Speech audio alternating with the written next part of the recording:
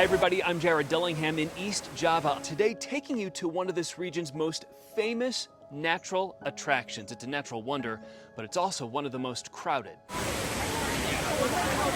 And here is a look at the crowd in the spring at Tumpak Sewu. Even more people show up in the summer.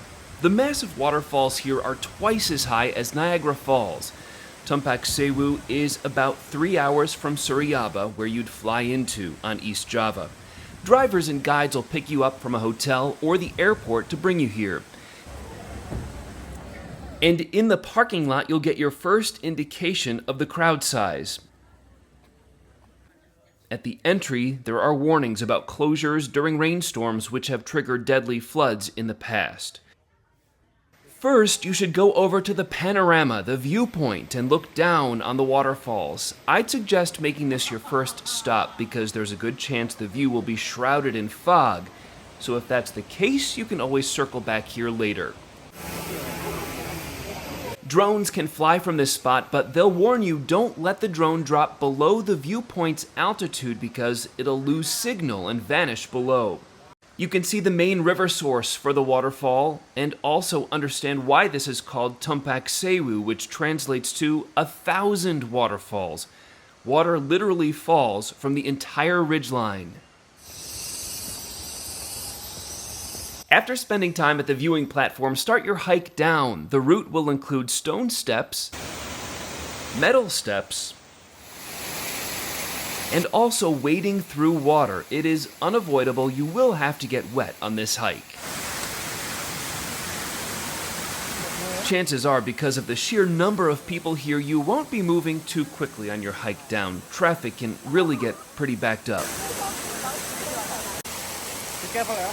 They've increased safety here, installing railings to help guide you through the slippery parts, along with ropes to grab onto as you climb down the final rocky sections to the riverbed. From here, it's a pretty walk through the canyon to get to the base of the waterfall. The sides of the canyon are covered with cascades, and signs will keep you away from areas prone to rock falls. They do have a guard on duty, just in case of any injuries down below.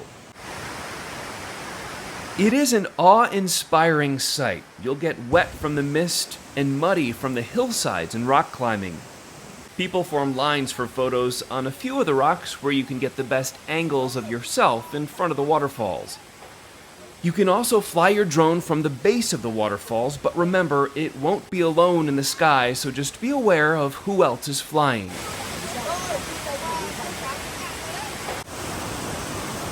After your time here, it's worth extending your hike down to the caves nearby, known as Goa Tetes. It translates to dripping caves, and you can see how they got their name.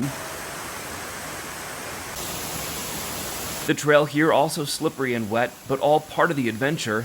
And while this is slightly less crowded than the waterfall area, you'll still be with a pack of people. The large crowd at Tumpak Sewu is really the only drawback. I would arrive as early as possible to enjoy the sights with as few people as possible. As for the best time of year to visit the waterfalls and the caves, I would say either May or maybe September. The crowds are huge in the months of July and August, and it rains quite a bit during the winter. So those shoulder season months, either late April into May or after the crowds leave in August, those would be prime time to visit the waterfalls. I'll see you next time.